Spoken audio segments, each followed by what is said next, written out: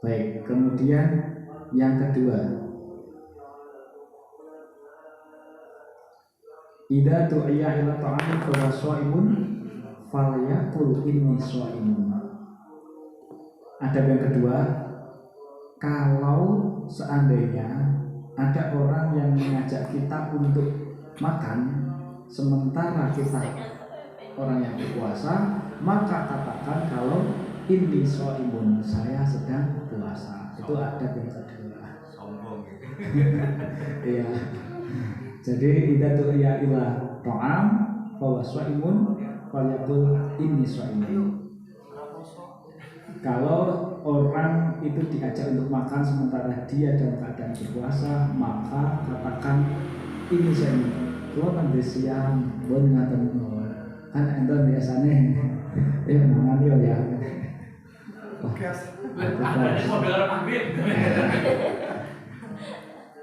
Nah, apa yang diajarkan oleh orang tua kita dulu, cara menolaknya ya dengan itu bukan berarti kita riya ya, tapi kita ingin memastikan kepada dia bahwa kita tidak ingin turut makan. Artinya kita tetap komitmen menjalankan ibadah puasa. Ini swaibun alun sewu kilo poso. Wah, kono poso. Ngono mboten ono. Aku ki poso. Njenggo jajak nang warung atau gimana itu. Itu ada, termasuk ada. Termasuk puasa sunnah. Puasa sunnah, puasa wajib, adabnya seperti itu. Ngeten iki. Jadi misal contoh kalau ini keluar ini jadi rencana keluar sih Batam itu bikin keluar terang-terangan sampai ngomong, Mas, aku musafir, arep boleh makan warung di daerah benanmu orang yang buka ora. Lah kan kalau ngomong daripada ning warung kan kalau yang masake itu ya riko dan golek wong. Neng gonan gue tak masake. Nah, jadi muka bersama dan neng aku mau masake itu orang muka aku. Lah ngoten itu terus tribun niku. Kalau dosa ora ngono lah, aku pikir-pikir ya itu tak dosa ben. Piye terus Dari niat ora pertamane kalau kok demak. Kok demak nanti iki Batam. Kita cedak sih memang. Dia nanti nyata dari arep muka ngono lho. Lah aku memfasilitasi lah kok dosa ora ngono mate. Nggih, orang yang diperbolehkan tidak berpuasa itu memang salah satunya adalah musafir. Tapi catatannya orang yang sedang mengadakan perjalanan itu jarak tempuhnya harus mencapai masa fatus safar. Masa fatus safar itu jarak tempuhnya melebihi dari 98 kilo. Ya, 89 atau 98 kilo antara itu. Jadi kalau kemarin misalkan jenengan belum tahu kalau status dia sebagai musafir itu sebagaimana yang ada dalam ketentuan fikih bahwa yang boleh iftar itu membatal puasa, atau iftar itu tidak berpuasa itu namanya muftir orangnya. Jadi Pak belum tahu ya, sepengetahuan Anda dia memang nyata-nyata orang musafir mengadakan perjalanan. Kalau ngerti nek dene niku ya nek musafir itu dari bukan musafir ngoten lho. Lah njaluk menapa nembung nek kayak ya sarung kanca teko Pak iki. Iya. Terus dhewe nyepake terus salah mboten ngono lho. Nggih. Bisa. Aku yang paling ngono Riko ya. Iki niate mulyake tamu. Aku nyari mulyake tamu nih aku. Nggih, kalau puasa sunnah ikram duyuh memuliakan tamu nggih. Enggak masalah. Oke. Tapi kalau itu puasa wajib, masalah ya. Ya masalah. Oh, berarti itu ora balik kita. Tidak jenengan memberi pengertian kepada yang bersangkutan supaya besok setelah Ramadan untuk mengqadha. Kok tak biarin. Iki aku dari dia itu aku dosa. Kowe besok nganu Mas. Mano? Dingin joli kok sampean nganu pikir wong berduka. Ini sampean tak diterima berduka. Lah niku kula yo kan muka. Iki joli muka kayak wong buka puasa. Nggih. Nggih. Mau wis. Siapa istirahat itu? Aku melu. Nggih, nah ini ya saya bacakan yang boleh tidak berpuasa itu nggih. Famangkana minkum hina syuhudihi maridan ala safarin aw musafiran safar al-qasri. Nah, ini ayatnya kan famangkana minkum maridan ala safarin fa'iddatun min ayyamin ukhra. Kalau seandainya di antara orang yang hendak menjalankan puasa itu kok sakit atau dia dalam perjalanan, maka dia harus menggantinya sebanyak yang telah ia tinggalkan setelah Ramadan usai. Ayat ukhra itu di hari-hari yang lain itu ya setelah Ramadan berakhir. Nah, penjelasan tentang al-safari ini musafirun safarul qasri adalah orang musafir yang mengadakan perjalanan sejauh orang itu diperbolehkan untuk mengqashar sholat. Padahal orang untuk mengqashar sholat itu boleh diqashar, dia mendapat rukhsah itu kalau sudah mencapai masa waktu safar, mencapai jarak tempuh perjalanan lebih dari itu tadi 98 kilo. Nah, kalau belum ya tidak boleh. Wa ajhaduhu as-shawmu fil halaini fa'aftar. Nah, dia ingin sekali menuntaskan puasanya, tapi karena tidak kuat ya fa'aftar, maka dia boleh membatalkan puasa atau boleh makan. Nah itu karena dia dalam keadaan safar perjalanan yang jarak tempuhnya itu dia diperbolehkan untuk melakukan sholat kosong.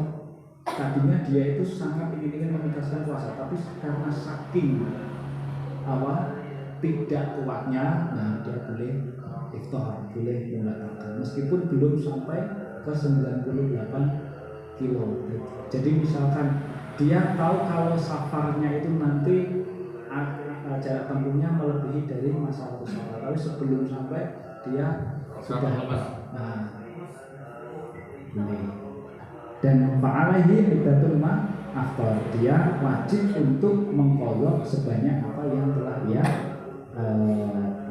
batalkan puasanya itu. Wa 'alal ladzina la yutiquna, dan orang-orang yang tidak kuat untuk menjalankan ibadah puasa, misalkan orang yang tua atau dia dalam keadaan sakit yang tidak ada harapan untuk bisa disembuhkan kecuali kalau dia dengan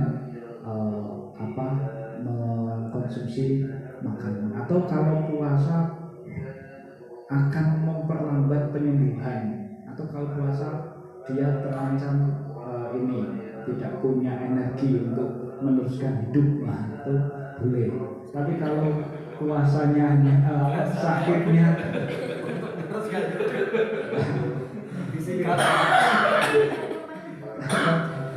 sakitnya hanya sakit biasa, Sakit hati. makanya di sini maradun la yurja baro'uhu, sakit yang tidak diharapkan akan selesai atau tuntasnya sembuh sakit itu. La yurja baro'uhu, ketuntasan dari sembuhnya sakit itu tidak bisa diharapkan.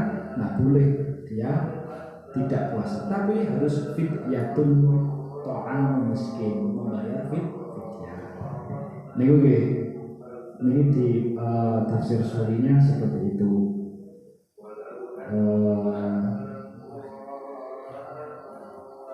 Qauluhu ala safar ay mutabisan bihi, maksudnya orang yang menyandang status sebagai orang yang mengadakan perjalanan safar. Baik, ini Oke, terus tadi kembali adabnya kalau kita kok diajak makan maka kita bilang saja kalau kita ini sedang puasa. Saya sedang puasa karena kalau di sana salam tidak turiya tubuh ila ta'amin wa huwa shaimun falyakul ini shaimun. Ini berdasarkan hadis. Ketika salah satu di antara kalian diajak untuk makan sementara kalian orang yang berpuasa, maka katakan aku ini sedang puasa. Nah, ini penjelasannya. Yadkuru dzalika iktidaran ala da'i. Hal itu disebutkan sebagai permintaan maaf atau menolak ajakan orang yang mengajak untuk makan. Di awal yang kasiro qalbuhu, supaya hatinya tidak hancur. Jangan nak ngomong, ayo anu tak anu. Terus leh nolak dengan kata-kata kafir atau anu apa? Aku mau ke kancam gue soleh.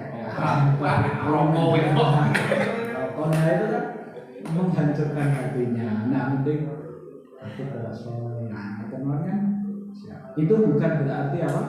Sombong. Ria atau semua, tapi memang iktidaran yang mencegah dengan halus supaya tidak menyakiti hati. Nah ini wa in khofa ar-riya'a, ini yang ditanyakan Mas Badi. Fa in khofa ar-riya'a warra bi udrin akhar. Kalau ketika kamu mau ngomong aktif kosong tapi khawatir kok kayak aku riya. Nah, saya ngatakan nggih, warra bi udrin akhar, maka hendaknya dia menampakkan atau membuat alasan yang lain. Misalnya aku mau ngomong aku tuh kosong ini kok aku kok riya, diarani riya ya cari alasan lain yang sekiranya tidak menyakiti hati. Misalnya ngomong aku malas aku malas makan. Nah kira-kira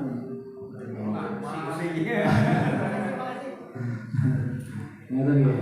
Dia tak maksud. Nah itu. Nah tek tasawuf malah ngeri tuh. Nggih, ada tadi. Amalu li ajlinas syirkun, ay musyrikun.